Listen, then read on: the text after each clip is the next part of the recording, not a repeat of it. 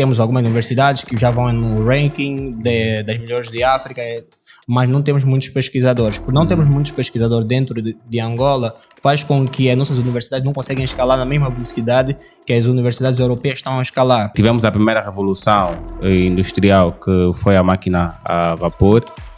Tivemos a segunda revolução industrial, que é a eletricidade, né? Sim, o surgimento da lâmpada. Tivemos a terceira revolução industrial, que é a automação. E hoje estamos na quarta revolução industrial, que é a digitalização. Na verdade, a universidade que estão a dar curso de engenharia, que isso é nenhum laboratório. Sim, essa questão também. Esse é um ponto. Certo. A universidade que ainda tem um mínimo de laboratório, mas que não tem Capacidade. um professor, um docente, formado para lecionar, ou seja, conduzir as práticas oficinais.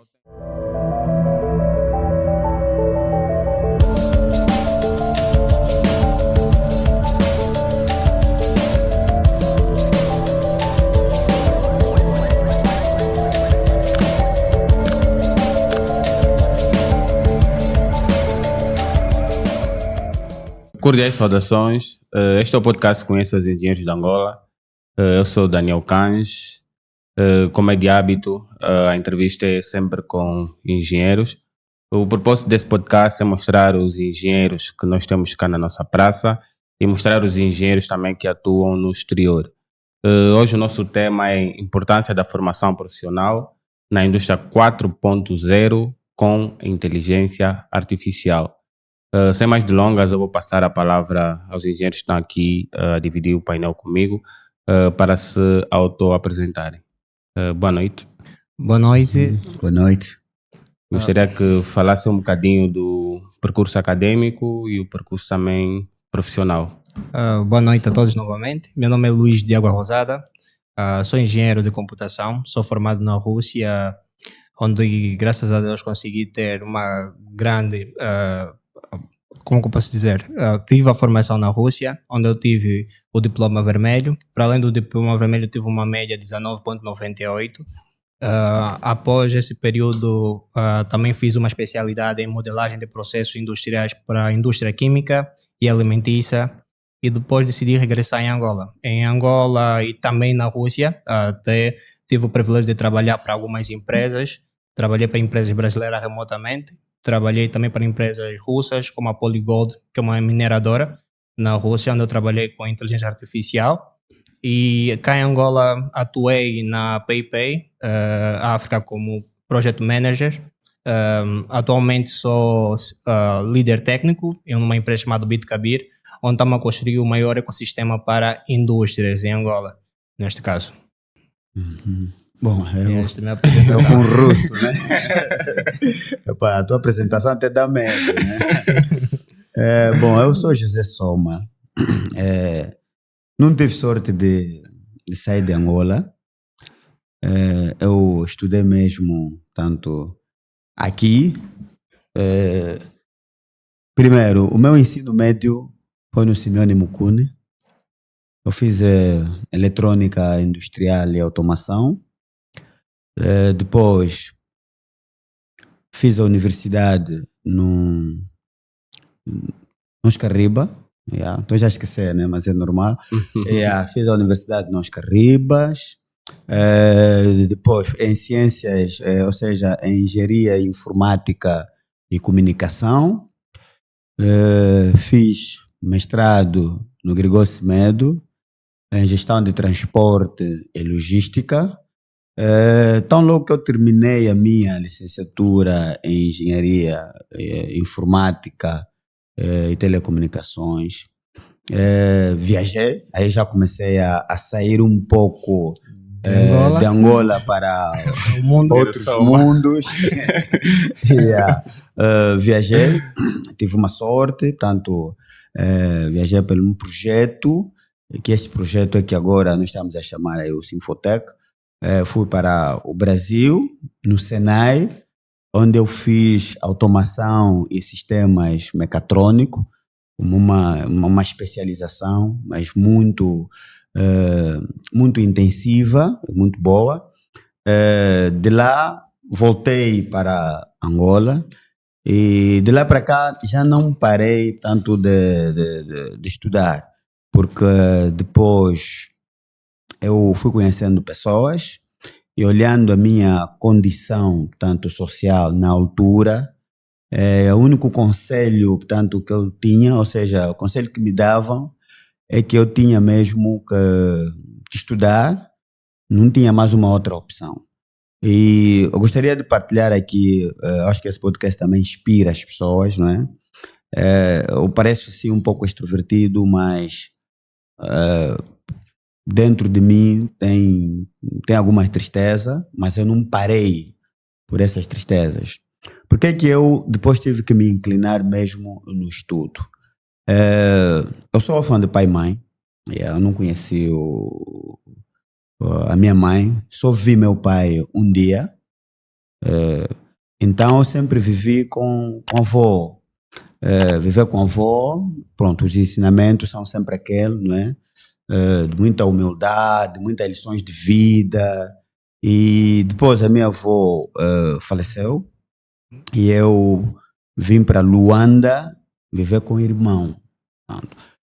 E eu sempre, desta data, ou seja, desde que a minha avó partiu para a eternidade, que a terra seja leve, a minha vida foi sempre, tipo, vive na casa de alguém, sai daí, vive na casa de alguém, pronto.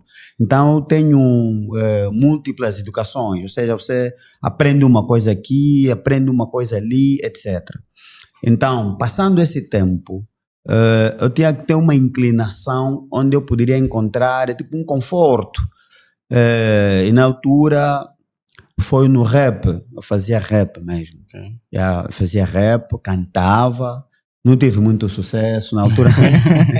Não houve assim, tipo, muitos podcasts como agora. Só para ter um pouco de noção. Você grava uma música já com muita dificuldade. As músicas não tinham qualidade para passar na rádio.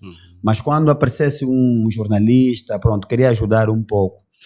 Você paga, mas só a tua música só vai meter a rolar lá para as 0 horas, estás a ver? E você tem que ligar nos Bradawi. Fica só atento, olha, o som vai passar. O som vai passar, porque naquele tempo ouvir uma música a passar na rádio era tipo, sei lá, tipo atuar num show como tal. Pronto, então eu fiquei a fazer rap. E na altura o rap era muito agressivo. E por partes os rappers eram mais ou menos considerados também tipo bandido, porque havia uma inclinação, né? Sim. Através da atitude, né? A atitude e as mensagens que nós espalhávamos, por exemplo, ou seja, que nós a lógica das nossas músicas, o que nós retratávamos na música era questões sociais um pouco muito agressivas. Pronto, então eu via que o rap já também não dava certo. Eu também tinha estúdio, gravava até em casa. Pronto, não fiquei famoso, as pessoas não me conhecem como rap porque eu nunca apareci na televisão como um rap. São shows do bairros que nós passávamos, etc. E nunca num show como tal. E pronto, e daí eu achei que eu tinha que começar mesmo a estudar sério, estás a ver? Eu não tive muitas condições para estudar. Eu estudei bem, quarta e quinta, sexta também, mas já de uma forma assim muito difícil. E sétima classe, quando eu aprovei para a sétima classe, o meu irmão também partiu para a eternidade, também que a terra seja leve, né? Portanto, piorou a minha dificuldade e já não tinha dinheiro para se matricular numa boa escola.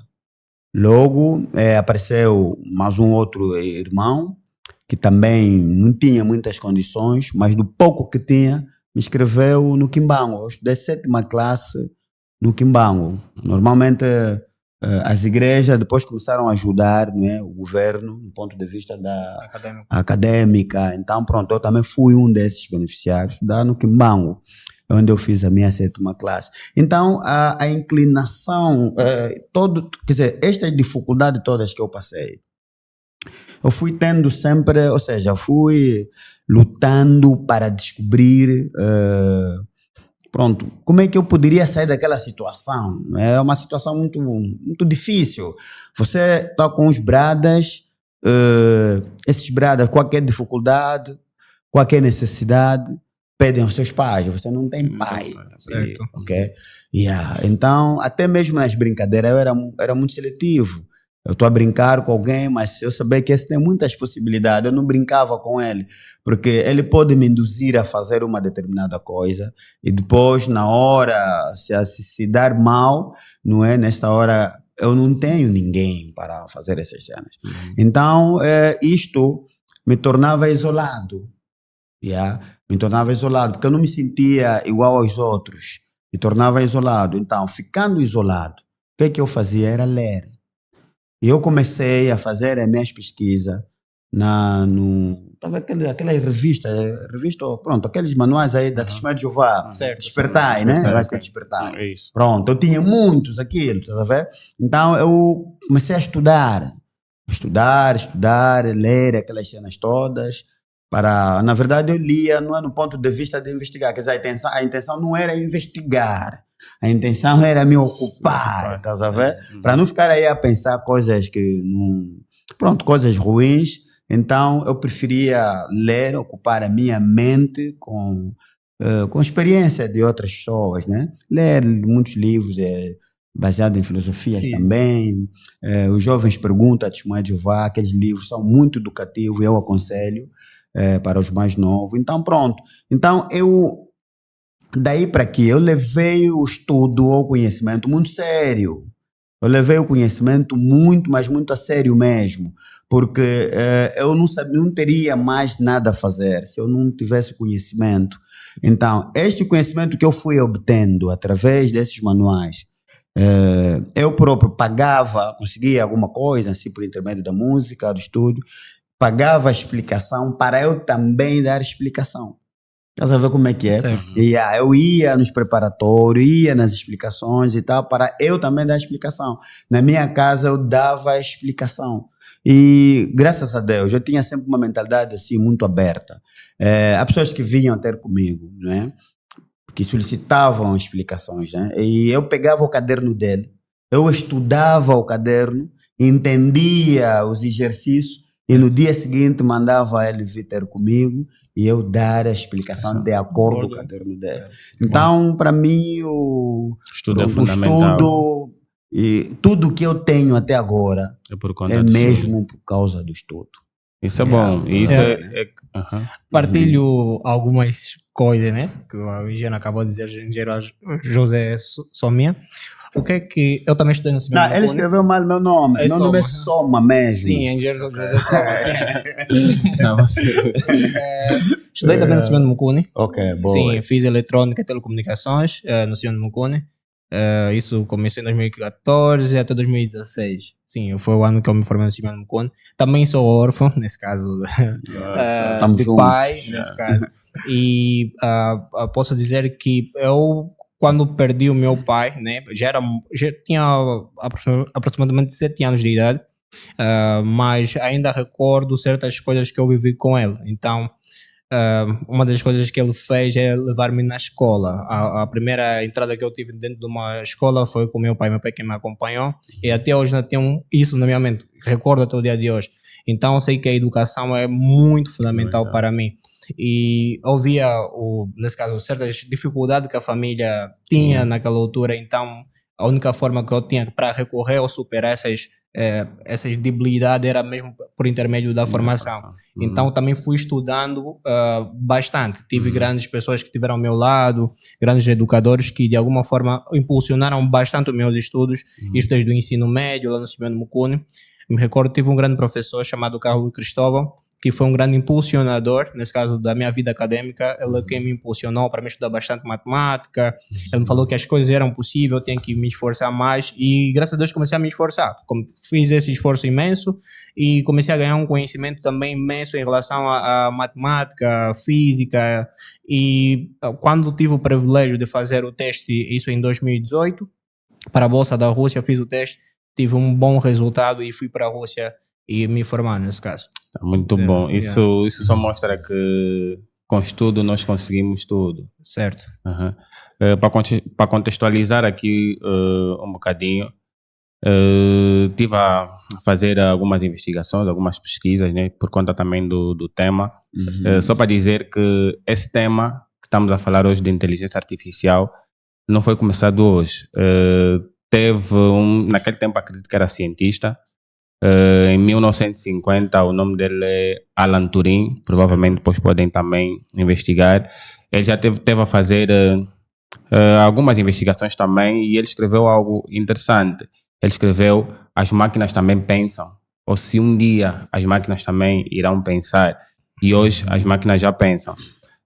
Tivemos a primeira revolução industrial, que foi a máquina a vapor. Tivemos a segunda revolução industrial, que é a eletricidade, né? O surgimento da lâmpada. Tivemos a terceira revolução industrial, que é a automação. E hoje estamos na quarta revolução industrial, que é a digitalização. E já estamos a pensar, ou acho que já temos também a quinta, ou já estamos a chegar também na quinta revolução industrial. Queria aqui saber qual é a importância hoje, no século XXI, de nós começarmos a estudar automação e inteligência artificial. Bem, atualmente existe um receio por parte da população, nesse caso da sociedade, com relação às inteligências artificiais, pois tem um discurso que é fomentado na sociedade que se diz que elas irão tirar lugar de certas pessoas, nesse caso, certas profissões irão desaparecer.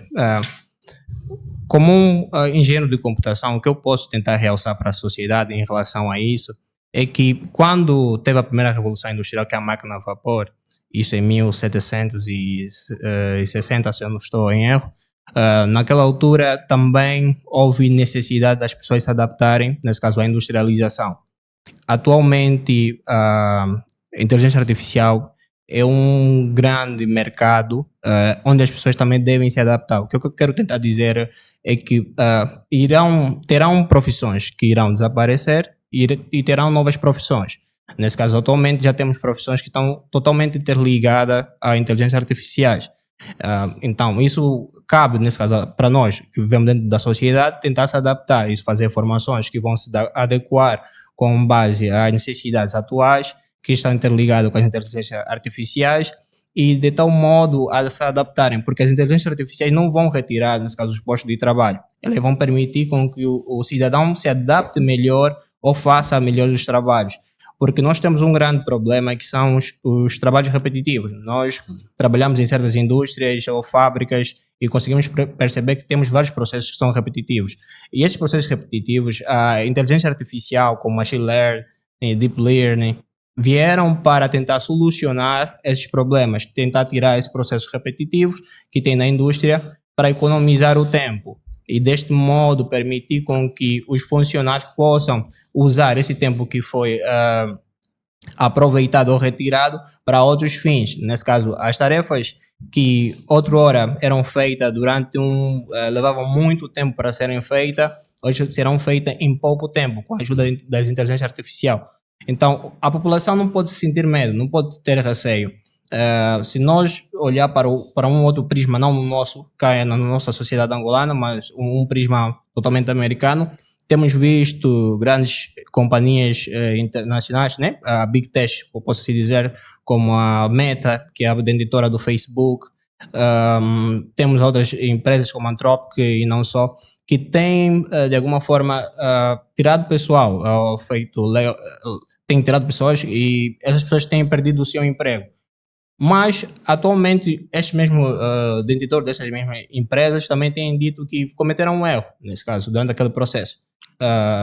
Muitas dessas decisões foram tomadas no impulso, nesse caso, posso assim dizer, com base na necessidade do momento que estava a se viver, e precisava criar-se um marketing imenso em relação às inteligências artificiais e foi necessário criar essa avalanche, nesse caso, em termos de desemprego. Tirar algumas pessoas do mercado de trabalho, simplesmente para dizer que atualmente as inteligências artificiais é o grande epicentro da tecnologia no mundo. E isso criava holofotes para essas empresas e chamava investidores. Então, muitas dessas ações foram simplesmente para chamar investidores. Eles chegaram a tomar essas decisões para terem muito investimento relacionado à inteligência artificial.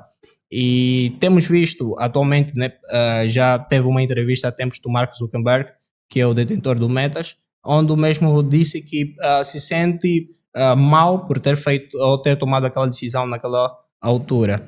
Então, como posso dizer, para a nossa sociedade já, para o contexto atual que nós vivemos, que é aqui em África, esta metodologia que eles utilizaram lá na América ou Europa não vai ser efetivar aqui.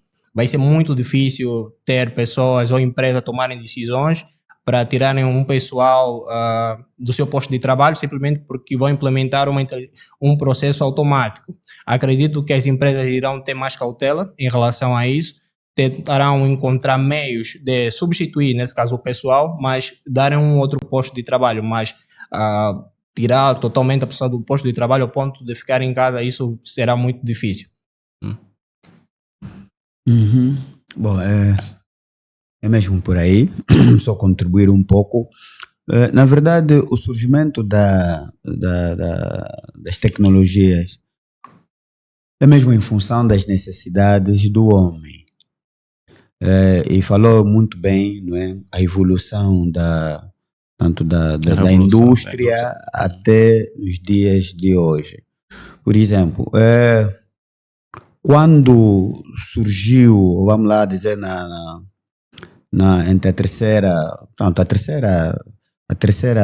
geração, a terceira revolução industrial, parecia que tudo estava para quem viveu na primeira, segunda, a terceira revolução industrial, parecia que, olha, já estávamos em XPTOs. Mas depois a quarta já surge tanto com mais força e agora parece caminhando já na quinta, não é? Tendo em conta o envolvimento de mais outros conceitos da tecnologia. Portanto, vê só, o que acontece?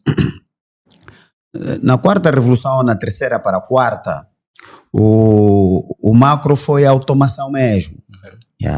E quando se automatizou os equipamentos, diminuiu drasticamente a força de trabalho do homem. Aquele trabalho que era muito repetitivo passou a ser feito pelas máquinas. Mas isso não terminou. Quer dizer, nós estávamos muito crescidos já naquelas tecnologias de operação. Tá vendo? Então, você tem, por exemplo, os PLCs, os robôs, os DCS. Portanto, aquela tecnologia são tecnologias de operação, facilitavam, não é? A comunicação entre o homem e a máquina, simplesmente. Quer dizer, você tem o IHM, consegues controlar o processo, você parametriza, o robô consegue executar a atividade. Até ali estava tudo bem. Mas as telecomunicações propriamente dita ainda não estavam tão envolvidas, não é, no sistema da indústria propriamente dito. Então, houve necessidade de juntar as tecnologias de comunicação com as tecnologias de operação. Tanto, para interligar. Então aí surge um outro elemento, que é a internet das coisas. Então surge uma coisa que agora tenho que interligar as coisas. Ou seja, os equipamentos entre si têm que comunicar-se. E eu também, como operador, tenho que perceber essa linguagem de comunicação. Só que nessa tecnologia de comunicação, entre tecnologia de operação e o humano, o homem, não é? Que é o centro da questão. Surgiu, também outros problemas. Tipo, quando o humano se cansa, quando o homem se cansa, quando o homem erra, comete um detalhe, quando coloca um parâmetro que não é apropriado, o que acontece depois com a máquina?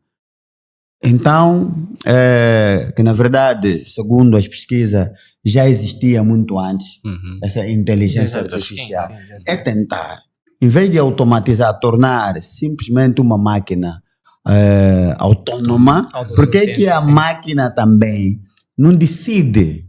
Por que a máquina não se autocontrola? É aí que surge a necessidade de inteligências artificiais, que as máquinas também aprendessem a controlar por si só. Então, com a eletrônica que cada vez mais vai diminuindo os seus componentes em tamanhos, tipo de micro para nano, pico. Sim. Então, que num único dispositivo, ou seja, num único dispositivo físico, conseguimos implementar milhares de componentes. Então, pronto, isso permitiu, ou está a permitir agora, criar algoritmos, tanto embutir os dispositivos com milhares de componentes para que as mesmas máquinas tomem decisões. Então, quer dizer, aquilo que dependia 100% do homem, então agora a própria máquina em si já se pode autocorrigir. Por isso é que nós estamos a ver que agora, até nas manutenções, já está a ser aplicado a inteligência artificial. Quer dizer, se haver um erro humano, a própria máquina consegue identificar esse erro e corrigir. Então, isto, na verdade, vai diminuir mesmo as vagas de emprego. Não é? Vai diminuir mesmo a vaga de emprego. Por quê? Porque também, na verdade, tem alguns empregos, não é? Que no ponto de vista da preservação humano, da vida do homem como tal, que são, pronto, não são adequados, não é? Imaginemos alguém que a função dele é tirar uma máquina, ou tipo aquele que descarrega uma coisa, só toda hora, a mesma coisa, não dá certo. Os bagageiros, né? Conforme se diz, né? Que eles fazem aqueles trabalhos muito esforçados. Então, primeiro, eu tenho que automatizar, agora tenho que tornar que a própria máquina seja também autônoma, tomar algumas decisões, mas tudo tendo como o centro o homem. Agora, o que é que está acontecendo? Se alguém era simplesmente uma atendente, por exemplo, uma telefonista, em vez de terminar a carreira dela por ser telefonista, e agora com a automatização destes serviços, esta pessoa vai fazer uma outra coisa. Então, isto é que está a tornar, é que está a causar agora essa evolução, está a desenvolver o mundo de forma tecnológica. Tipo, essa é a necessidade. Se esta atividade já está a ser substituída por uma máquina, então o que é que eu vou fazer? Vou procurar uma outra coisa, não é? Para dar a sustentabilidade da minha vida. Tipo os motoristas. Quer dizer, um motorista, não é? Apesar que é mesmo uma profissão, mas não seria, quer dizer, uma profissão de orgulho como tal. Na ausência de trabalho, de outros empregos, ok, sim, vamos nos orgulhar. Mas agora, com esse sistema de tornar os carros autônomos, o que está a acontecer? Imagina a dificuldade que há em tratar a carta de condução. Né? Há muita dificuldade. Por quê? Porque é um emprego rápido. Ok? Agora, tornando os carros autônomos, então a carta de condução passa a ser um documento simples como outros documentos. Aquele que só se dedicava à atividade de transporte, ou seja, de motorista, agora pode sim ter uma outra atividade que dá maior dignidade à vida dele. Tá vendo? Então, essas tecnologias, em parte, vêm mesmo para facilitar a vida do homem. Sim. Nós também aqui na nossa geopolítica, nós também já falamos e muito de inteligência artificial e automação. O nosso ensino já está a preparar os estudantes para profissões futuras, ou continuam só a preparar estudantes com as nossas disciplinas convencionais que nós temos? Nosso ensino já está a preparar profissionais para profissões futuras? Bem, e quais são essas profissões? Posso dizer que não. A resposta mais simples seria que não. O que acontece? A universidade não consegue escalar na dimensão da velocidade que a tecnologia vai, nesse caso. Porque tem a questão dos livros, a metodologia de ensino, existem N questões que são levantadas. Então, por essas dificuldades, a universidade não consegue escalar na mesma dimensão. Mas as universidades aqui, ou está a falar do cômputo geral? Aqui em Angola, atualmente. Aqui em Angola, porque nós não temos muitos pesquisadores, por mais que temos algumas universidades que já vão no ranking das melhores de África, mas não temos muitos pesquisadores. Por não termos muitos pesquisadores dentro de Angola, faz com que as nossas universidades não conseguem escalar na mesma velocidade que as universidades europeias estão a escalar, nesse caso. Porque a tecnologia evolui toda hora. Nesse caso, nesse preciso momento, estamos aqui a conversar, tem alguém que vai surgir com uma nova tecnologia. Até eu falei isso numa entrevista passada sobre a questão da regulamentação do conceito daquilo que é criado. nesse caso, porque o governo por si só ele não consegue acompanhar a mesma dinâmica do produto que é criado. Por exemplo, hoje temos inteligência artificial. Há necessidade da parte do nosso governo criar regulamentação sobre essa inteligência artificial, por questões de treino, os dados que vão ser inseridos, se tem dados sensíveis, se são dados de algum cidadão que não permitiu com que o seu dado entrasse no treino para a inteligência artificial. Existem essas questões e por isso há necessidade também de criar, nesse caso, leis que vão de acordo para salvaguardar o cidadão. Mas tendo um prisma melhor, posso dizer que as nossas universidades precisam se preparar melhor neste quesito, ter uma melhor preparação para andarem na mesma dinâmica que a evolução tecnológica. Mas também não acontece assim, se amanhã tiver uma revolução, a universidade amanhã não pode mudar a sua metodologia de ensino por causa daquela evolução. Há necessidade de criar uma metodologia de ensino em termos pedagógicos, de como é que aquilo vai ser transmitido dentro da sala de aula, como é que os professores vão estar preparados. Então, existem também critérios que fazem com que a universidade não tenha, nesse caso, a mesma velocidade para acompanhar a tecnologia. Falou do regulamentação e falou também da linguagem. A inteligência artificial para as máquinas são algoritmos que eles colocam nas máquinas. Certo. A PLN também, a linguagem neurológica também que eles vão incluindo. E tem as línguas comerciais, que normalmente são as pessoas que imputam esses dados nas máquinas, que é o inglês, que é o francês, provavelmente essas duas línguas. Será que a inteligência artificial tem inclusão? Quando digo inclusão, o quê? Temos o português, que também pode ser incluso, não é? Mas temos as línguas... como Quimbundo, sim, as línguas tradicionais, como Quimbundo e tudo mais. Será que essas línguas também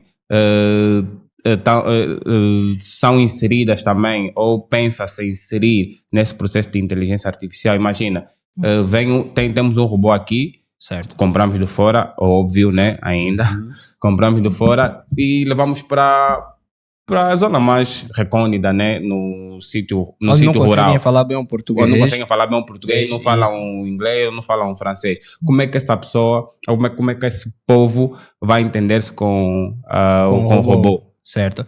Existe uma questão que deve ser feita. Durante o processo de treino, existem vários tipos de treino, neste caso. Para uma inteligência artificial que nós temos mais no nosso telefone, que utilizamos, que é o ChatGPT, por exemplo, ou a Cloud, por exemplo, vou tentar explicar aqui como é que é o conceito de treino para não chegar até na conclusão da língua nacional, nesse caso. Como é que é feito o treino? O treino é feito com uma recolha de dados. Nesse caso, eu vou pegar muitas informações, isso pode ser em textos, imagens, não só. Eu vou pegar esses dados e vou fazer o treino. Mas como é que acontece? Eu tenho essas informações, eu preciso fazer uma limpeza, nesse caso, das informações mais sensíveis, as informações que poderiam ser utilizadas para treino. Depois de ter essas informações, vem a questão do tensor, nesse caso, que é algo que está dentro do processo de aprendizagem. Por exemplo, tem os vetores, tem os embeddings, tem N questões que ainda podem ser levantadas.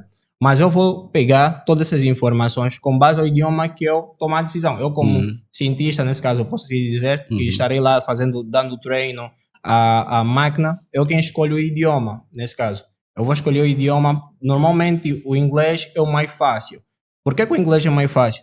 Por causa do modo como as máquinas se comunicam. Por mais que as máquinas se comunicam simplesmente por algoritmo, nesse caso por zeros e nesse caso números binários, o inglês é a língua mais fácil, nesse caso, para conseguir fazer um treino atualmente.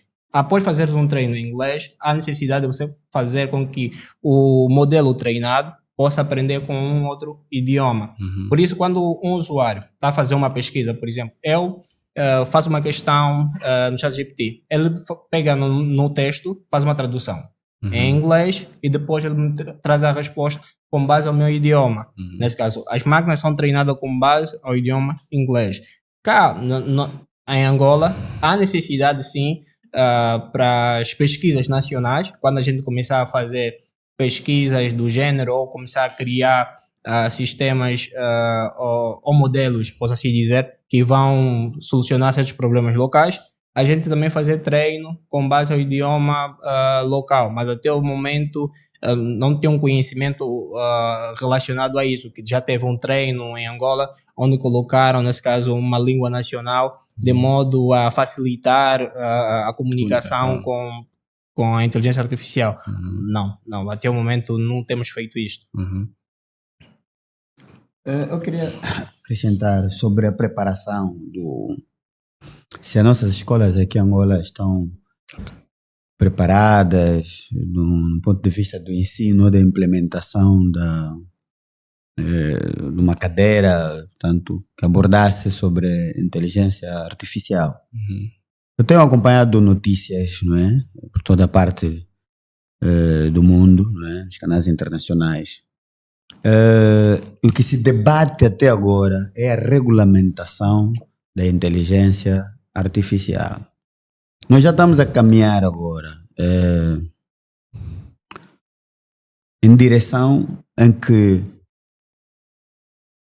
os governos, por exemplo, vai ser muito difícil tomarem conta, não é, de algumas outras invenções ou algumas outras situações que podem surgir. Por quê? Imaginemos, nós estamos a falar da inteligência artificial, é o quê?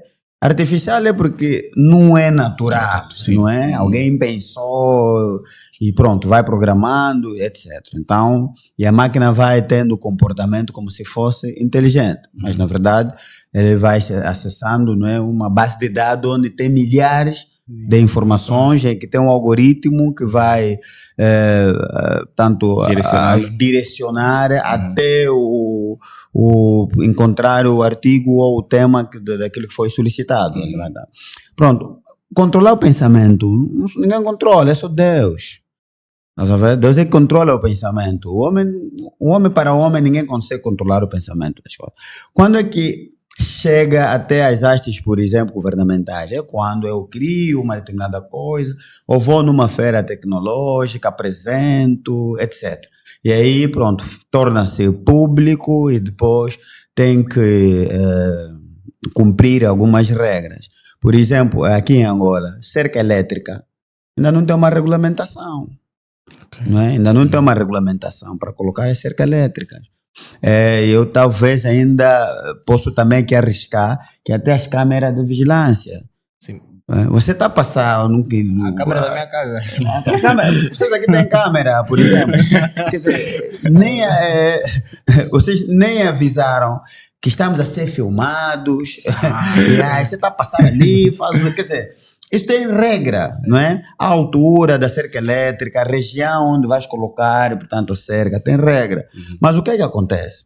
É necessário, né? Eu acho que já está se trabalhando na normalização disto, mas o que é que os juristas fazem? Eles encontram um meio termo, encontram algumas equivalências do ponto de vista de, portanto, imaginemos em cerca, né? Vamos supor que alguém tenta pular o muro e toca numa cerca e essa pessoa morre. Quem comete o crime? Você colocou a cerca ou quem tentou pular o muro? Eu coloquei a cerca. Não, quem tentou pular o muro. Porque em termos de jurisdição, porque eu tenho minha casa, estás a tentar pular o muro, significa que estás a ir contra a lei. Né? Só que tem dois perigos. Quem garante se ele estava a fugir um perigo? E também quem garante se tem coisa de cerca elétrica, tá aquele label que tem cerca elétrica aqui. Se calhar não tem, ele não viu. Né? Porque até mesmo questão de segurança. Então, isso é complicado. Então, imagina você está a passar aqui pela rua, há um assalto e vês um quintal, você se atira, tenta safar-se e afinal de contas tem cerca. Aí você não está a roubar. Mas você passou aí. Mas quem normalmente invade aquela cerca é como se fosse um ladrão, né? Certo. Pois, então, isso os juristas encontram meio termo e colocam aí. Então, há certas coisas que na verdade acontecem, só são regulamentadas depois de serem totalmente sistematizadas e controladas. Então, é verdade que apesar de não ser nova esse conceito de inteligência artificial, não é? Porque naquele tempo já era usado mais para fins militares. Agora saem de atendimento dos fins militares para o público, para a sociedade. Hoje nós estamos a ver os drones eram para entregar pizzas, ajudar outras coisas, mas agora estamos a ver drones de guerra, assim, cada um faz drone dele, tá vendo? Não tem regra nessas coisas de drone, tá? Pronto. O que é que vai acontecer? Para trocar o sistema de ensino, olhar na matriz curricular, portanto, o sistema de ensino, não é de um dia para o outro. Não é de um dia para o outro. Então, precisa muita análise. Então, nessas análises, eu tenho certeza que já está a ser feito isto. Nós vamos ter, se calhar, mais um adicional de uma cadeira ou outra, mas para fundamento da inteligência artificial. Como são muitas, são muitas, então qual delas é boa? Nós estamos a ver, você vai na China, eles têm os sistemas dele, tem robôs autônomos agora, tem robôs que fazem o A e B nos Estados Unidos, Japão, tudo isso. Pronto, você tem um conjunto de tecnologias não definidas. Portanto, mas o que é necessário agora? É necessário, tanto dar a conhecer implementação de cadeira para fundamento da inteligência artificial de uma forma genérica. Isso é como as redes sociais. Hoje todo mundo tem um smartphone, por exemplo, num conjunto de 10 jovens, se calhar 9 ou 10 têm um smartphone. E vê o tempo que as pessoas ficam a perder, muitas vezes a dar likes, etc. Não é? Então, e outros pegam uma imagem, não lê, não analisa, mas também partilha logo. O que na verdade, algumas organizações têm feito, né? É sensibilização para o bom uso das redes sociais. Sensibilização para o bom uso das redes sociais. Então, inicialmente aqui, nós podemos ter amanhã uma universidade ou uma escola secundária ou média e dizer: não, temos cadeira de inteligência artificial. Vê o conteúdo. Esse conteúdo vai se basear em quê? Em fundamentos ainda. Estás a ver? Porque daqui a pouco nós vamos ter, se calhar, eu acho uma vez vi, tem um angolano, eu acho que criou também uma, eu acho que já só não é público ainda, ok, mas eu ouvi por aí. Mas é isto. Então, a mudança do sistema curricular de um país, não é? Tem muitos fatores. Nós não é porque estamos atrasados, não. Nós estamos a ir no nosso ritmo. Porque se olharmos aqui em Angola, nas indústrias, raramente há poucas indústrias que conseguem encontrar tipo uma transição para a quarta revolução industrial. Nós ainda temos indústrias que operam ainda na segunda e terceira revolução industrial. Então, o que acontece? Eles, para fazer essa transição para a quarta, e enquanto que o mercado consome o mesmo produto, o mesmo design, então é um custo muito alto. Então, como não há uma exigência para essa transição, ok? Nós vemos, por exemplo, até na Europa, estão a reativar novamente as fontes de energias nucleares.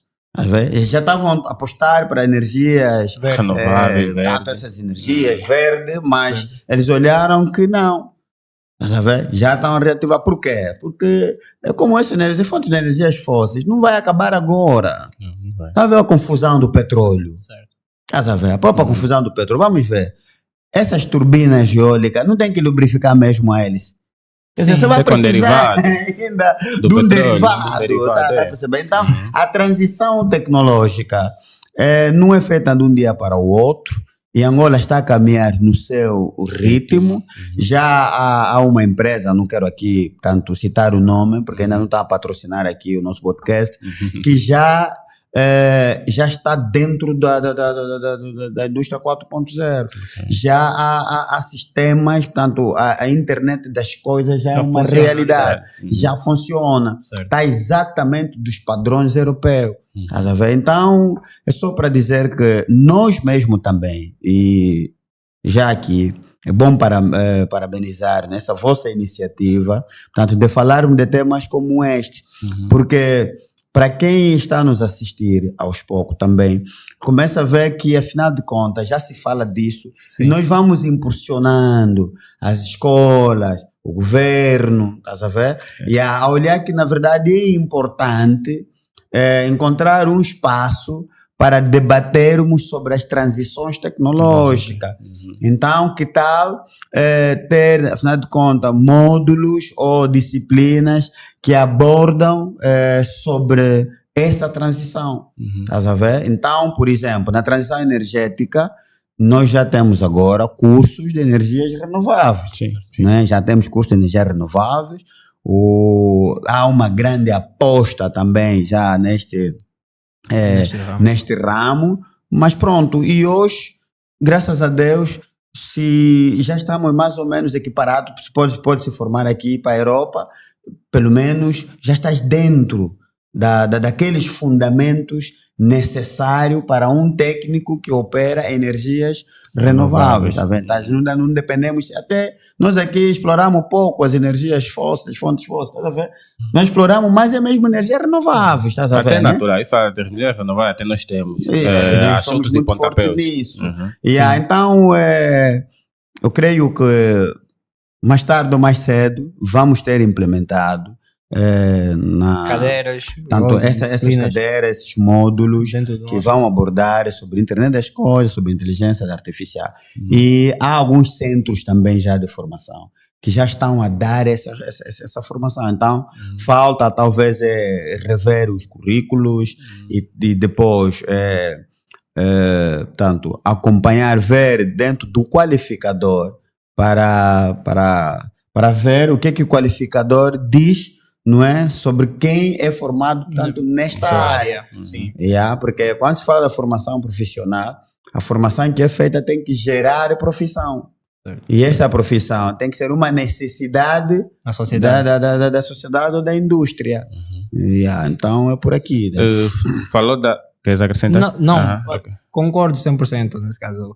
Aqui com aquilo que o engenheiro acabou de dizer, nós estamos a andar no nosso linear, nesse caso. Não há a necessidade da gente ter pressa ou tentar correr conforme estão os países europeus, por causa da circunstância que o país se encontra atualmente, nesse caso. E há necessidade, sim, da gente sempre olhar para o prisma local, nesse caso, e dizer, olha, esse é o nosso prisma, essa é a nossa possibilidade, a gente vai conseguir alcançar, nesse caso, mas pode levar algum tempo, mas iremos ter essa disciplina dentro do nosso currículo acadêmico. E acredito que mais para frente teremos universidades a lecionarem estas disciplinas, nesse caso. Mas só uma coisa, eu queria acrescentar um pouco aí. Já estamos a falar da formação, né? Estamos a falar de tudo. Estamos a falar de tudo. Estamos a falar de tudo. Pois, olha, há um grande problema. Não obstante colocar este módulo, esse sistema dentro da nossa matriz curricular, o problema que primeiro, nós temos que caracterizar as nossas universidades. Na verdade, há universidades que estão a dar cursos de engenharia que sem nenhum laboratório. Sim, essa questão também. Esse é um ponto. Certo. Há universidade que ainda tem um mínimo de laboratório, mas que não tem capacidade. Um professor, um docente formado para lecionar, ou seja, conduzir as práticas oficinais. Ou tem os recipientes, mas não tem reagentes. Nós temos muito esse problema. Então, o que eu normalmente aconselharia? Eu aconselho sempre. Quem está nesse ramo da docência não pode apesar que é um emprego como tal, não é? Mas não pode simplesmente olhar aquilo como uma fonte de renda. Porque a atividade de docência envolve muita pesquisa mesmo. Muita. A ver? Então, você tem a universidade que não está interessada com laboratório, mas você está a dar curso de engenharia. E você é o formador, é o docente. E você está a dar, por exemplo, uma cadeira de eletricidade, vamos supor. Mas é só mesmo teoria.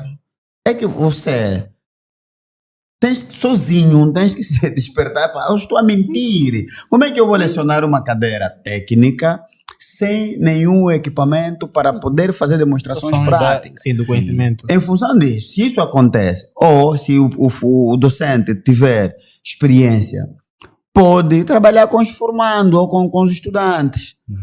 Cada um fazer aquelas contribuições básicas, comprar alguns componentes, para pelo menos fazer a demonstração. E também os nossos estudantes também têm que se revoltar. Não é só papel. E olha, eu queria só recuar um pouco. Tiveste um diploma vermelho, né? Sim. É muito forte. Não, é muito genial. forte. Vê só o que aconteceu comigo. Na universidade, quando eu defendi, eu tive nota só 13. Agora só mesmo 13. No mestrado também tive 13. Eu tive que encontrar 13, tá bom, ok. Pronto, fui me candidatar a uma das universidades aqui, né, de grande nome, para lecionar. Eles olharam, não, 13 não, no mínimo 14. Eu disse, tá bem, mas eu tive 13 valores num contexto. Agora, sou uma outra pessoa tecnicamente. Não, aqui é padrão. Ok, tá fixe. Sem problema nenhum. E como eu sou formador, os professores de lá foram meus formandos, que tiveram já 20 certificados vermelhos, foram meus formandos e tecnicamente não sabiam nada. Eu até tive que depois encontrar o significado do número 13. Qual o significado? Qual o significado do número 13? Jesus teve quantos discípulos? 13. Não. 12. E ele era quem? O 13º. Estás a ver? Eu tive que encontrar então um número poderoso. Porque o que é que acontece? A avaliação só do certificado faz com que os estudantes ficam relaxados aqui quando o professor falta, para ele fecha. É uma alegria, sim. Estás a ver? Então, e aquele professor que às vezes está mesmo muito apertado e negocia com os estudantes, eu não vou aparecer, mas olha, a defesa de Deus está garantida e todo mundo tem 20. X valor, 20, etc. No final, você vai sair com um certificado, não é, de uma nota muito alta, certo. Mas o que é que vai acontecer? Você é engenheiro, e a parte mais triste da engenharia é você ser um engenheiro, tanto elétrico, informático, andar um computador, nem sequer uma calculadora, um programa para simular uma calculadora, você sabe. Certo. Mas você é engenheiro informático, você é engenheiro elétrico, ainda tem dúvida, nunca visto um circuito sério paralelo, você não consegue ainda montar. Certo. Mas estamos a olhar no certificado. Então, se na verdade os estudantes começarem a posicionar-se de querer mesmo aprender de verdade, vai fazer com que os docentes estudem mais. Eu, por acaso, quando eu estudei no Simeone, estou também no Simeone, eu tive uns colegas muito fortes. Eu também. Sim, um deles chamavam Dúvida, ele é até meu amigo. Dúvida, quer dizer, o nome dele é Alberto Kisama, né? Mas ele era muito duvidoso. Mas duvidoso do ponto de vista de... Quer dizer, o professor tinha que demonstrar tem que demonstrar capacidade técnica para convencer ele. E tinha um chamado Rui Zumba. Meu irmão, até estatística, ele era barra em tudo, brada. E obrigava os professores a estudarem. Quando o Rui está na sala, só tem que ser o professor tinha que se preparar mesmo. E eu respeito esses colegas até hoje.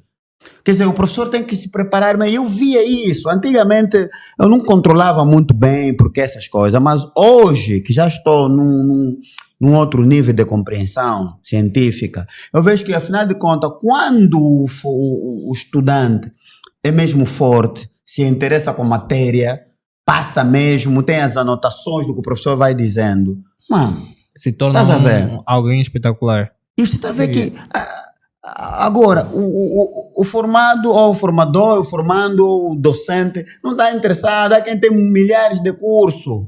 Você vê no currículo dele, curso isso, está bom. Está aí agora nos testes, não está a fazer nada. Então, aqui a ideia talvez amanhã os nossos superiores, é criar mesmo um plano, não é? Um plano de verdade, de investigação científica, ou pegar mesmo um grupo, apoiar, portanto, os investigadores mesmo científicos de verdade, não só olhar no nível acadêmico, estás a ver? E esquece ainda nível acadêmico, o importante é saber ler e escrever e ter ideia. Estás a ver? Então, se a pessoa tem ideia, investiga, tem condições. Por exemplo, nós estamos aqui agora nesse podcast, estamos a falar condições. Estás a ver? Condições. Amanhã podemos vir aqui apresentar nossos projetos, estás a ver? Imaginemos, tu sais daqui, tu vais numa incubadora, por exemplo, tecnológica, onde há condições de tu praticares, estás a ver? Implementar a tua ideia.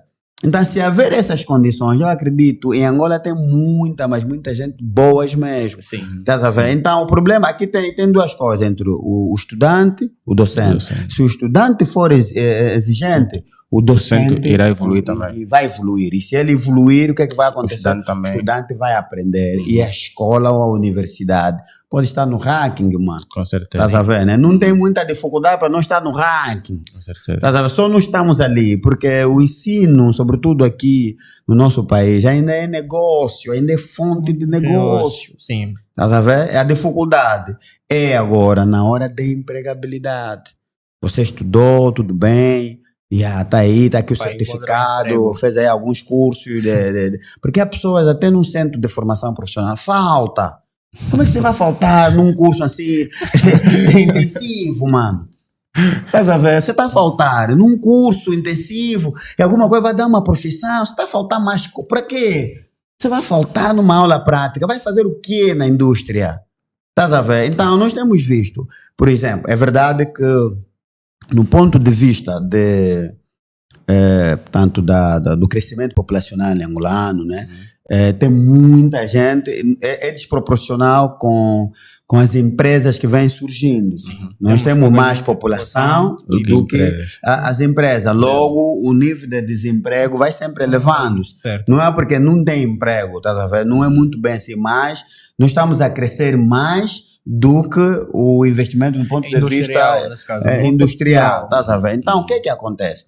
Você tem uma vaga de emprego para 1000 pessoas ou mais de 1000 pessoas. Sim. Porque nós também fizemos cursos de imitações, estás a ver? Tipo, o Daniel trabalha numa empresa, fixe, ganha muito. Como é, Daniel? Qual é a tua formação? Não, eu fiz soldadura. Não, também vou fazer soldadura. Estás a ver? Quando começou essa febre das universidades aqui, quase todas as universidades, aliás, se calhar até mesmo agora, todas essas universidades têm os mesmos cursos. Claro, todos têm os mesmos cursos. Agora vê o perigo. As universidades têm os mesmos cursos, mas currículos diferentes. Ou seja, você faz uma engenharia informática numa universidade, vai na outra, também mesmo engenharia informática, mas a grelha curricular. Mas não existe uma expansão em relação ao conteúdo que elas Eu não sei qual é o critério que se usa para aprovar uma universidade ou aprovar um curso. Sim, tem um critério, né? Eu não sei qual é. É isso que disseste. Isso é negócio. Isso agora virou negócio. E sabemos bem como provavelmente isso funciona ou tem funcionado.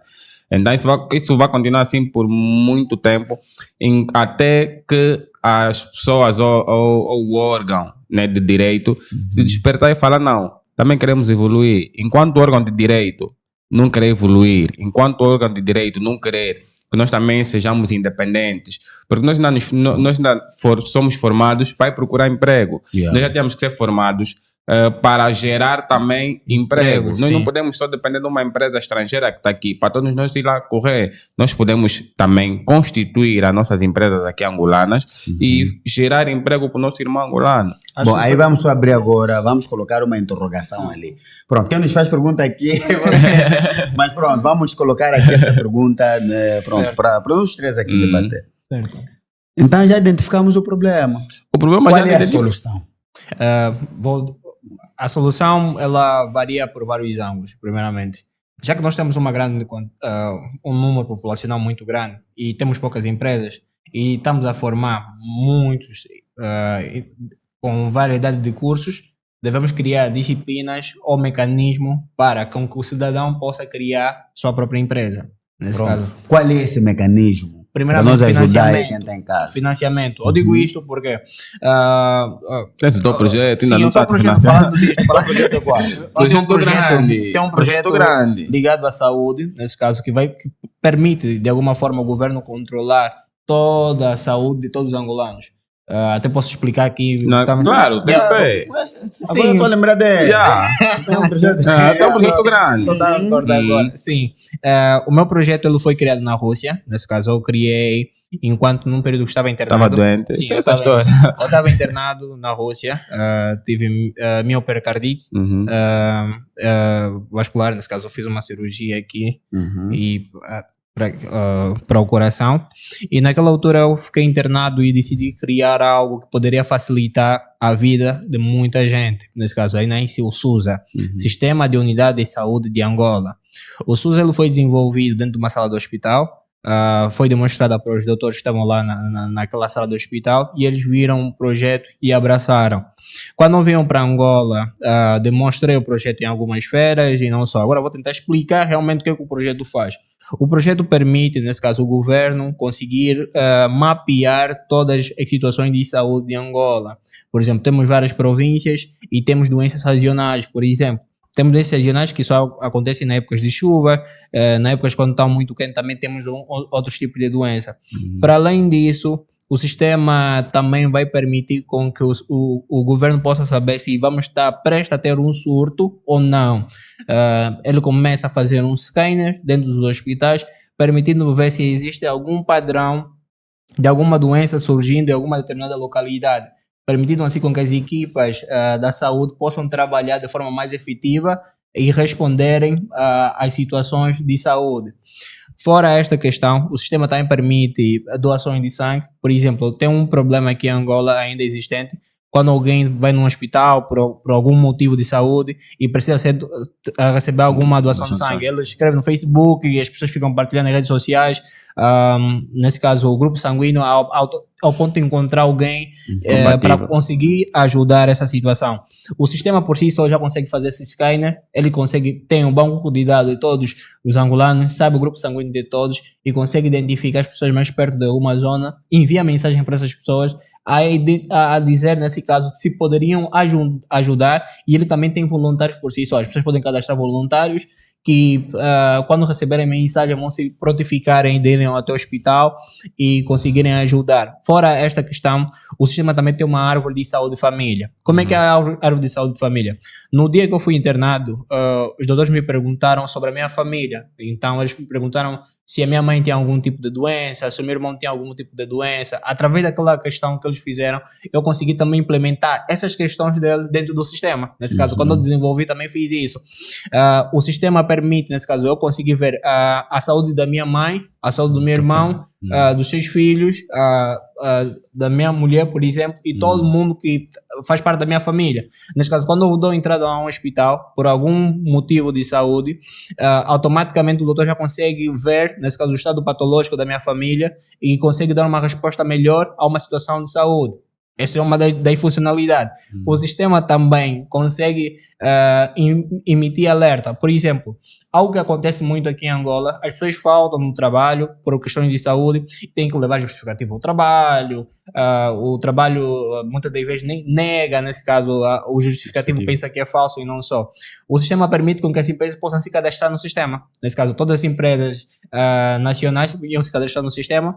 Quando eu vou a qualquer clínica, não importa se é privada, pública, chego lá, vou fazer alguma análise, automaticamente a minha identidade, recebo um relatório automaticamente a dizer que o seu funcionário deu entrada ao hospital. Caso ele for internado, também vai receber um alerta, nesse caso que ele vai ser internado. Em caso de internamento, o sistema permite com que os seus familiares também recebam uma mensagem de forma automática a dizer que o seu irmão acabou de ser internado no hospital por causa dessas situações de saúde.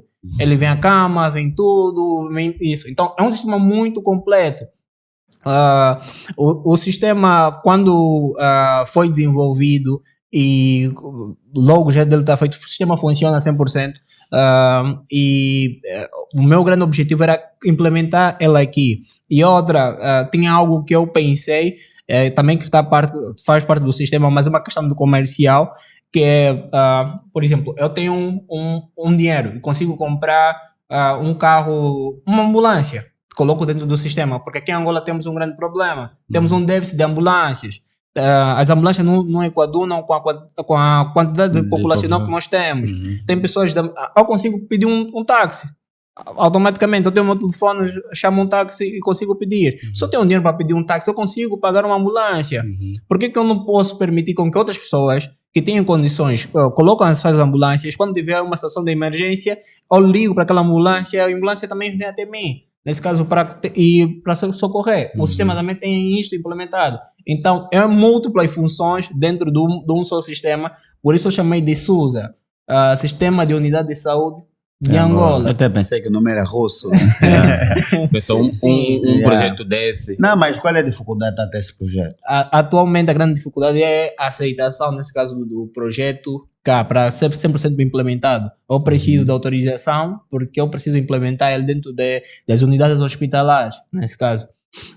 Ele precisa estar implementado dentro das unidades hospitalares. Tem um diagrama lá, o sistema mostra, nesse caso gráficos, onde o departamento do Ministério da Saúde conseguiria ver em tempo real tudo o que está acontecendo em Angola em termos de saúde. Tudo o que está acontecendo em todas as províncias, em todos os municípios. O sistema estaria a fazer uma varredura automaticamente para ver se existe patologia. Existe lá um gráfico de similaridades. Por exemplo, eu estou em Benguela e de repente vou ao hospital e os meus sintomas que eu vou descrever são tosse, dor de cabeça, etc. Alguém que está em Luanda e vai também no hospital com os mesmos sintomas, o sistema automaticamente junta essas pessoas e pede para questionar se estiveram juntas. Bom, esse é um projeto muito bom. Sabe o que acontece? Certo. Eu não sei. Há uns que parecem privilegiados, outros parece que não. Mas eu acho que em partes também. Nós estamos a nos vitimizar muito. Certo. Estás a ver? Em parte, porque você vê só entre aspas, os ativistas sociais, por exemplo. Nós também somos ativistas, né? Sim. Mas pronto, nós Certo. estamos no ramo do saber e tem os outros que também política. estão focados nas situações políticas. O que é que eles fazem? Eles vão mesmo até serem ouvidos. Eles sabem onde se dirigir até serem ouvidos. Certo. Estás a ver? Nós também que estamos nesse lado científico, temos que nos organizar e saber onde é que nós podemos bater a porta. Porque um projeto deste, e é mesmo um projeto que Angola precisa, não é?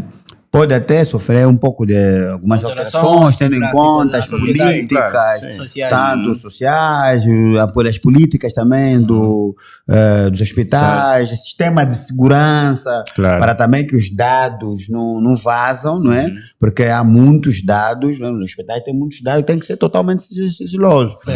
Então, eu acho que nós também temos que aprender um pouco com os outros que estão no ativismo político.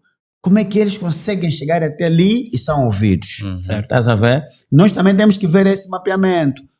A quem nós devemos bater a porta? Porque muitas vezes quando nós desenvolvemos projetos, a minha havia desenvolvido, tenho um projeto e eu, graças a Deus, não me deram dinheiro, mas cheguei lá.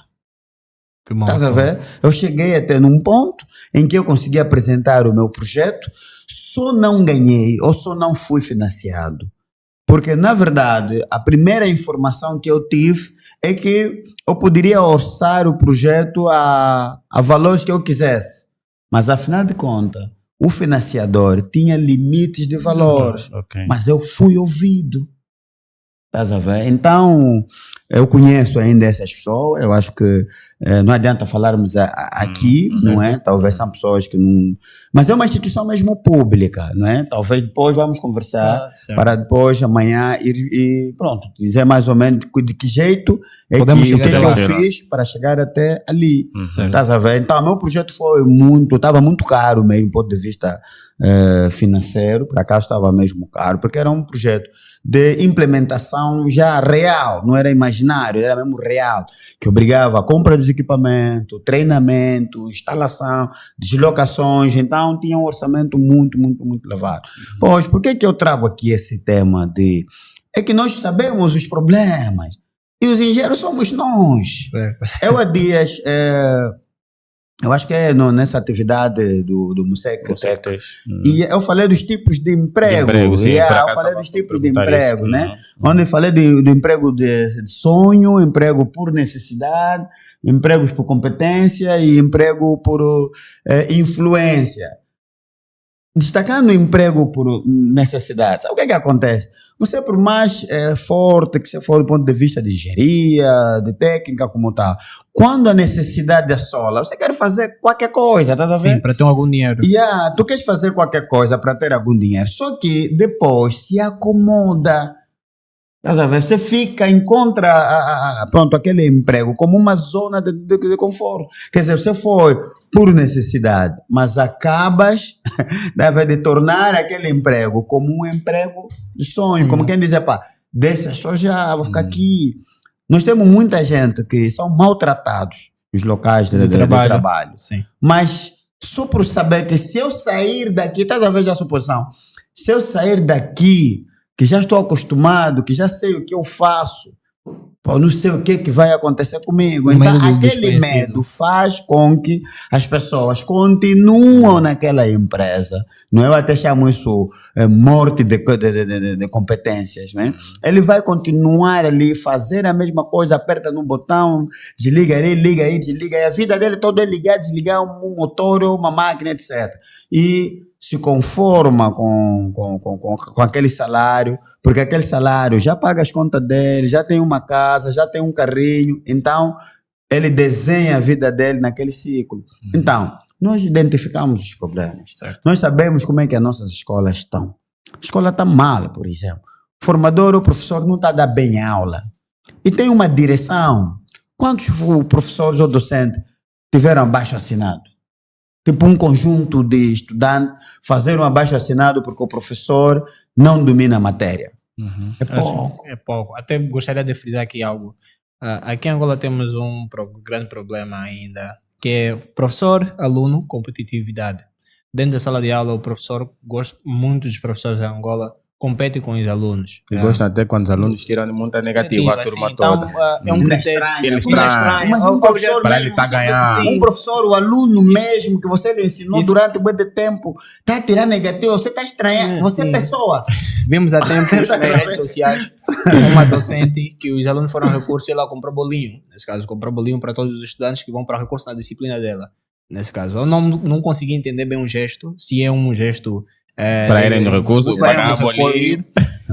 Ou não consegui com fome ou identificou que os seus estudantes estão com fome. Mas ela sempre faz isso, segundo o que eu percebi na informação que foi colocada na internet, ela sempre faz isso quando os estudantes vão a recurso. Compra bolinho. Ou Angola, ela é pasteleira, então? Aqui em Angola, não devemos olhar estas questões simplesmente e apreciar.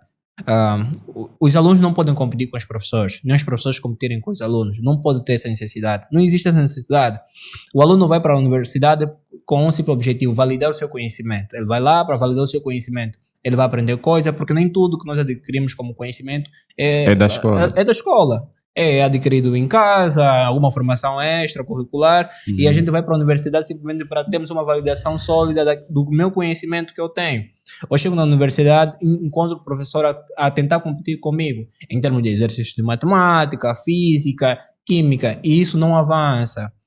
Nunca vamos ter um avanço em termos sociais se os nossos professores ainda terem essa mentalidade de competirem com os estudantes. Não existe essa necessidade. Devemos evoluir. Devemos criar coisa, devemos sentar com os estudantes e desenvolver soluções. Se conseguimos perceber que dentro da sala de aula temos estudantes que são gênios, têm uma mentalidade fora do comum, devemos abraçar. É normal também o professor aprender com o estudante, é muito normal. O professor, assim como o estudante, estão sempre em fase de aprendizagem. O professor também precisa validar o seu conhecimento. Como assim? As indústrias vão evoluindo, o conhecimento também vai evoluindo. Há necessidade do professor qualificar-se sempre e a necessidade do aluno de alguma forma também qualificar-se sempre. Então, é uma situação que nós vimos atualmente dentro das nossas universidades em Angola, que é a competição entre os professores gostam fazem o possível de colocar exercícios imaginários dentro da sala de aula, ao ponto de chumbarem os alunos. Nesse caso, os alunos chumbam, ele fica 5 anos ou mais de 10 anos dentro de uma universidade e prejudica a vida social do mesmo estudante, mesmo ele tendo capacidade suficiente para defender aquelas disciplinas. Então, são pontos que devemos averiguar aqui em Angola. Não é uma situação muito boa. E isso devemos terminar. Nesse caso, devia ter uma inspeção muito rígida dentro das universidades para tentar encontrar esses padrões, se existe dentro das salas de aulas, quais são os professores que fazem isso, como é que prejudicam os alunos, por que eles fazem isso, tentar ter um estudo para tentar perceber. Se o professor faz aquilo por raiva, faz aquilo por amor, nesse caso ele por si só, ele sente paixão, nesse caso, em prejudicar os outros, devemos entender. Então estamos perante outras situações. Então são pessoas que não podem ser docentes, não podem estar na sala de aula a ensinar. Devemos ter paixão com os nossos estudantes. Eu penso desta forma. Sim. Bom, isso em parte, desculpa só, o que acontece? Muitos professores, não é? Docentes são recrutados pela experiência da indústria, entendendo que ele trabalha numa empresa, uma empresa forte e tal, e pronto, aqui tem uma cadeira ligada por exemplo, à área, então é recrutado. E outros, não é? Até fazem mesmo agregações pedagógicas. Mas o grande problema é isso que eu estou a dizer. Você está a fazer agregação pedagógica, mas você ainda está a faltar. Estás a ver? Você não está, quer dizer, só quer ter um documento como um dos requisitos para ser docente, não é? Sobretudo universitário. Precisa ter um agregado, uma agregação pedagógica. Você vai fazendo uma agregação pedagógica, mas como parte do requisito. Agora, tendo essas documentações todas, por exemplo, um certificado, uma nota, tipo assim teu, né? Vermelho, muito forte, né? Uma agregação pedagógica, um currículo, não sei lá o que, passou ali. Esse professor, ou esse docente, já é tido como forte. Chega ali, lhe dá umas cadeiras, etc. Já ninguém lhe monitora. Certo. Agora, se as universidades passarem mesmo a fazer testes, ok? Passarem a fazer testes mesmo rígidos, mas de verdade, simulação teórica e prática, simulação em ambiente mesmo, de aula, talvez poderemos ter, poderemos minimizar um pouco essa dificuldade toda que nós passamos. E o outro sim, estás a ver? Vê só, quantos professores ou docentes têm livros? Quando você está vendo que até o próprio professor é cabulador, ele cabula, está a dar aula com o livro do outro, estás a ver? O professor está a dar aula vai na Google, a minha aula que é sumário, hoje vou falar de circuitos elétricos, séria, vai na Google e tira exatamente aquela matéria para vir e simplesmente explicar uma coisa que agora com chat GPT, o professor está a dar aula, o estudante já está no chat GPT, já sabe aquilo.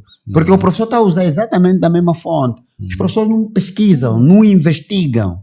Então, os professores, eles têm exatamente de investigar. Durante o tempo que ele vai dando as suas aulas, ele vai aprender também com os alunos. Ele tanto ensina como aprende. Estás a ver? Então ele, todos nós temos fonte, não é? De conhecimento, temos investigações, etc. Mas não é porque quem falou aqui é o Mendeleev, eu só tenho que dar mesmo aquilo que o Mendeleev fez. Não pode. Então, nós temos que incentivar. Eu acho que com o tempo poderia abrir um espaço para um debate assim, não é? Poderíamos juntar aqui professores, os formandos ou os estudantes, para podermos debater esta situação. Não, vamos juntar, vamos fazer isso. E pegando nisso que acabou de dizer, eu acredito também daqui a 10 anos, por conta também da inteligência artificial, nós vamos ter muitos alunos ou muitos profissionais limitados. Digo isso porque outrora, quando nós estudávamos ainda muito a implementação de inteligência artificial, se nos dessem um exercício, vamos assim exemplificar um de matemática, pegávamos na sebenta Mas antes de resolver, nós iríamos encontrar vários exercícios. Certo. Vamos fazendo e vamos... vai crescendo o nosso Raciocínio raciocínio lógico, nosso certo. conhecimento. Hoje também com a inteligência artificial, se tem um exercício ou uma pergunta, nós basta colocar, quero isso, ele vai dar aquilo direcionado. Certo. E não vamos ter conhecimento de Curiosidade de investigar sim, outras coisas. Vamos ser metodologias. limitadas. Vamos estar em algum debate, vamos estar em alguma cadeia televisiva ou num podcast como estamos hoje. Se não te perguntarem aquilo que vocês estudou, viu no chat GPT, não vais conseguir responder. Isso também pode vir a acontecer. Certo. Há um modelo de escola que aqui em Angola já temos. Chama-se Escola 42. Já ouviram falar disso? Sim, é uma escola, não tem só aqui em Angola. 42 Não, aqui em Luanda, Angola já tem. 42 Luanda. Graças a Sim, aqui em Angola já tem, mas também tem um na modelo Rússia. de escola já sem professor. Estás a ver? É um modelo já com uma tipologia diferente, mas pronto, há algumas lições boas para nós aprender disso. Nem porque o professor não faz falta, o professor faz mesmo falta. O professor é orientador mesmo e deve estar ali para orientar. Só que o professor, para orientar, significa dizer que ele tem que ter mesmo experiência. Estás a ver? Sim. Agora, vê, você é um professor de engenharia ou de uma disciplina ligada à engenharia. E nunca trabalhaste, nunca foste numa fábrica. Estás a ver que o professor está a te falar de barragem. Só pela imagem, ele nunca foi numa barragem para ver o que é que se passa aí. Quer dizer, nunca foi numa indústria para ver como é que as máquinas trabalham. Ok? Então, esse tipo de professor, eu acho que o que tem que se mudar, o que as universidades têm que fazer, e até as escolas mesmo, tanto, sobretudo médias, escolas técnicas, é mesmo buscar os trabalhadores lá das indústrias e capacitar aqueles que têm aquela vocação, não é? Para ensinar. Pegar para pelo menos aquelas cadeiras chaves, tem que ser assegurados, né? Com um docente que está a vir da indústria, mano. Nós estamos até, o formador, quer dizer, ele é professor. Está a te falar aqui de um motor. Ele próprio nunca viu, só não vê motor aí na casa dele, numa eletrobombas e tal. Quer dizer, tudo é lá no papel. E isto vai se tornando assim, tipo uma febre. É aquilo que disseste. Agora, alguns professores também vão ser substituídos. Porque com esse surgimento mesmo da inteligência artificial, a cadeira já não vai se ensinar. Não vai valer a pena ensinar mais aquilo. Estás a ver? Então, por quê? Porque já não tem a ver como é que os professores fazem, né? Epá, estamos em prova, ninguém usa telefone. Pronto, o professor proíbe isto para nivelar ou avaliar o conhecimento, não é? dos alunos, de acordo à matéria, portanto, dado. E o que é que nós fizemos muitas vezes, nós? Como queremos só ter nota, então você procura uma forma para também se guiar. Eu acho que até quem tivesse assim, tipo, só 2 valores, se fosse mesmo, se for algo mesmo que sai da cabeça dele, passa ainda. Tem que ser valorizado. Estás a ver? Então, nós temos que mudar a forma de ensino, a forma de recrutamento dos docentes, e temos também que trabalhar na atitude, tanto na nossa personalidade, na nossa posição como estudante. Por isso é que a melhor forma, portanto, de estudar é por um impacto emocional, estás a ver? Ou seja, imaginemos quando tu ganhas uma bolsa e vão dizer que você tem que ter língua, tens que aprender língua. Daqui a 6 meses, tu tens que aprender língua para depois... poder viajar. Para poder viajar. Vê como é que se aprende. A motivação velocidade, a motivação de aprendizagem é muito, mas muito acelerada, estás a ver? Então, primeiro tem que se fazer, eu acho que antes mesmo de escolher uma profissão, um curso, tanto na universidade como no centro das formações, tem que passar numa orientação, estás a ver? E o orientador tem que entender a vocação do aluno. Estás a ver? Do aluno, do estudante. Eu tenho que entender o que é que você quer. Conversar um pouco mesmo com a pessoa. Não obstante, porque não quero trabalhar na Sonangol, eu quero trabalhar na GT, quero trabalhar e está bem. Mas, por exemplo, Sonangol é uma empresa, né? Tá bom, mas quer trabalhar lá como quê? Na limpeza, diretor, engenheiro, manutenção, aonde? Sonangol aonde? Ok, não, quero trabalhar, por exemplo, na manutenção. Tá bom. Você já sabe que é na manutenção. Então você vai lhe dizer o que é que ele vai fazer para os depois cursos. poder trabalhar naquele ponto. Primeiro, que ele, como já é vocação dele, não é? É a vontade dele e já tem muitas informações sobre aquela empresa, ele vai estudar e vai aprender. Agora, o que nós fizemos agora está a fazer jornalismo, de repente vai fazer direito, de repente vai fazer engenharia, e eu recebo muita gente assim, em que, pronto, é alguém que não tem nada a ver ligado com as disciplinas assim técnicas, Sim, mas pretende quero fazer como curso apareceu técnico. um primo que ele diz, olha, se você tem um curso de soldadura, vais trabalhar na empresa petrolífera. Mano, quer dizer, ele nem conhece desdobrar uma pequena fórmula, não entende a ciência do material, e o curso é intensivo, mas quer dizer, eu só quero soldar, não quero saber de nada, eu mesmo sou soldado, estás a ver? Então eu acho que temos que valorizar mais a orientação profissional. Valorizar mais a orientação profissional, e quem estiver a orientar, que seja mesmo honesto, que tem que perceber, não é? Tem que perceber o seu mentorado para melhor lhe direcionar. Só que também que se levanta várias questões, né? O engenheiro disse aqui que muita gente que faz direito, por exemplo, chega lá num curso do Cifotec e pretende fazer um curso técnico. A empregabilidade. Aqui em Angola nós temos um grande problema, que é a empregabilidade. As pessoas fazem curso por sonho, muitas das vezes. Eu vou para uma universidade, eu tenho um sonho de ser advogado. Chego na universidade, vou fazer direito, vou cursar as cadeiras necessárias e vou ter o diploma no final. E temos visto que as nossas universidades têm fabricado muita gente, nesse caso muitos licenciados. É um número muito grande. Mas quando vamos ver as empresas que são capazes de empregar, são poucas. E ninguém quer ficar em casa parado. Ninguém quer ficar em casa acomodado, nesse caso dependendo de terceiro. Então existe aquela questão de a mudança profissional.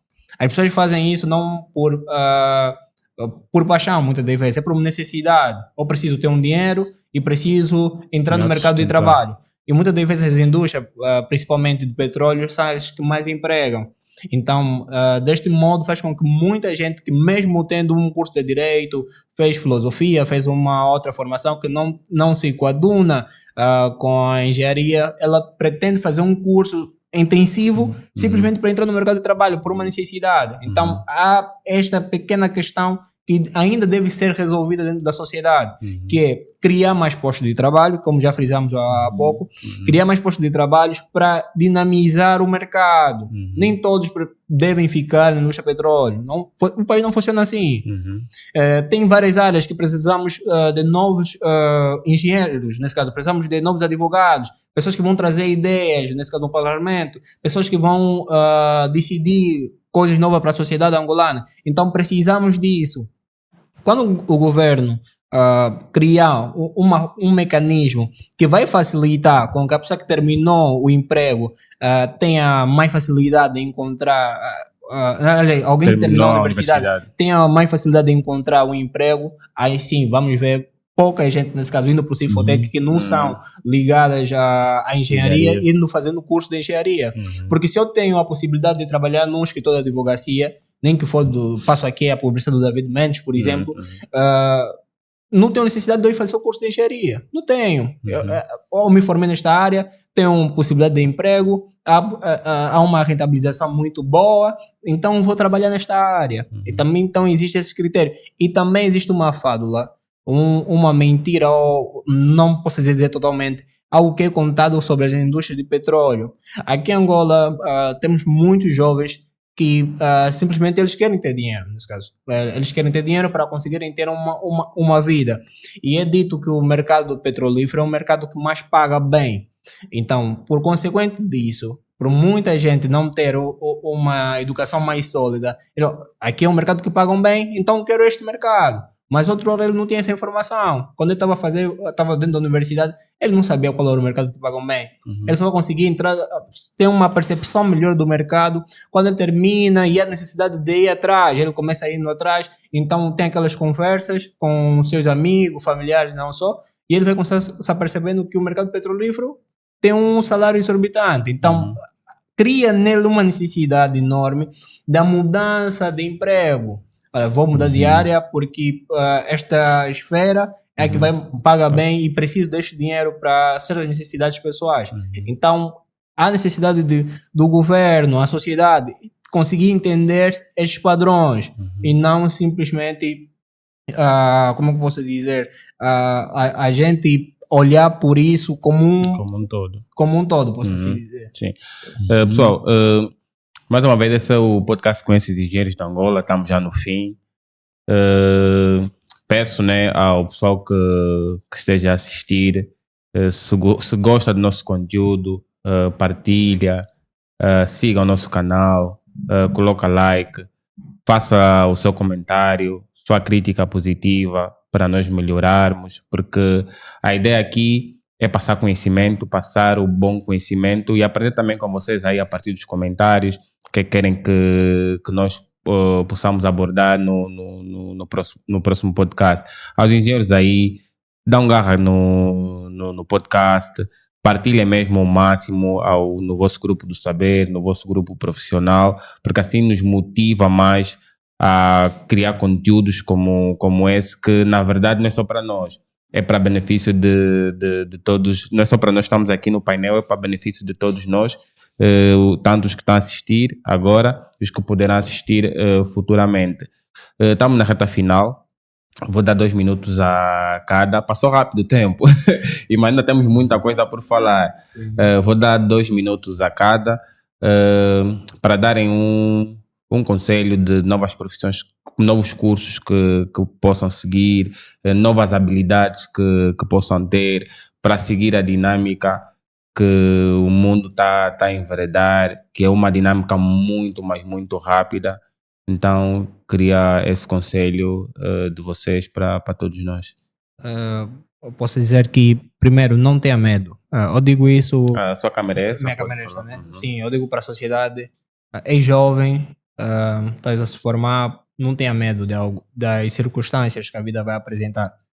É normal passar por certas dificuldades, é normal passar por necessidade, mas a formação é a única chave capaz de mudar a tua realidade.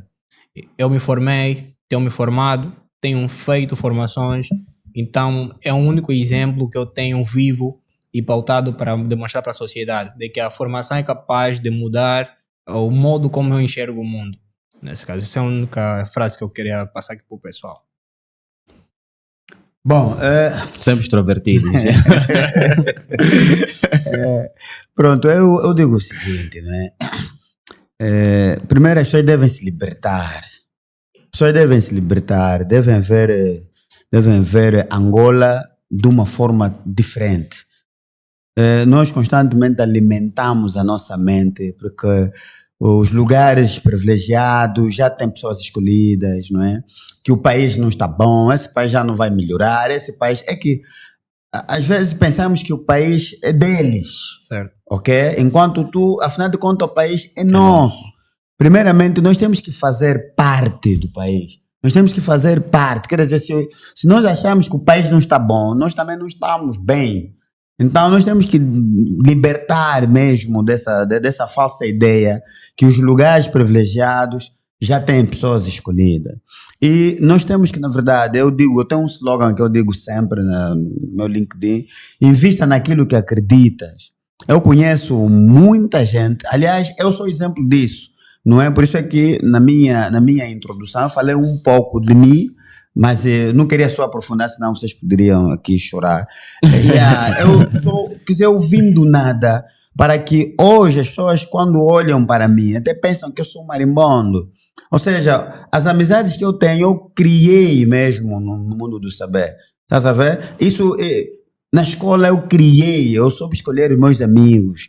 tanto no médio, na universidade, eu criei os meus amigos. E hoje que estamos graças a Deus, estamos aí a trabalhar. Mas eu queria só, muito rápido, como é que eu consegui emprego? Porque as pessoas quando olham para mim, pensam que não, um tio, avô, sei lá, que me colocou aí, não é? Existe ação política do Estado. Isso não é aqui que falar política, não estamos a falar de engenharia, mas temos que estar alinhado. Existem, tanto, centros de emprego. Eu, na verdade, quando estava a fazer universidade, foi-me aconselhado a me inscrever num centro de emprego. Ok? Estou no SIAC. Eu me inscrevi num centro de emprego. Ok? Passando três meses, ligaram mesmo para mim, porque havia uma empresa que estava a precisar de técnico com o meu perfil. Estás a ver? Eu fui assim selecionado para estar na empresa que eu estou até hoje. Então, eu digo sempre, tens tens uma profissão, tens uma qualificação, pronto, em vez de ficar parado, esperar que alguém venha lhe puxar para trabalhar numa empresa. Não. A primeira coisa, procura os centros de emprego. Procurando os centros de emprego, até o governo vai fazer parte da estatística do governo, que és um desempregado. Logo, quando aparece um empregador e solicitar o governo vai direcionar este empregador no centro de emprego. Ok? E é a partir do centro de emprego que ele vai fazer a revisão do perfil do técnico que precisa. Então, Angola somos todos nós. Angola somos todos nós. Se existem pessoas escolhidas, então você torna-se daquela pessoa escolhida. É certo, grande dica. Queria aqui agradecer aos dois engenheiros que estavam aqui. Engenheiro Soma já estava quase aí pro Benfica. Por causa de uma falha de comunicação, mas mesmo assim voltou.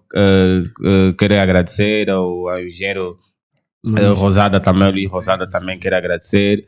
A equipe de produção aqui do Estúdio Horizões, onde nós gravamos. Se pretende também gravar seu podcast, seus conteúdos, nós gravamos no Estúdio Horizões, que está localizado no Camama 1. O estúdio está todo ele equipado, tem uma equipe super atenciosa.